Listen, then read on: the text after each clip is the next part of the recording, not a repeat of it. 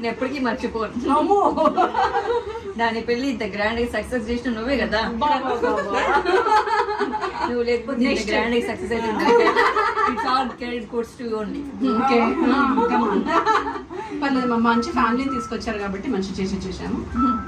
And ఇప్పుడు మా ఛానల్కి ఏం వంట చేస్తున్నారు? మీ ఛానల్ కి chicken cutlets. Chicken cutlets. Oh, I love chicken and I love chicken cutlets. Let's go to the kitchen and I will show the అద్భుతమైన kitchen.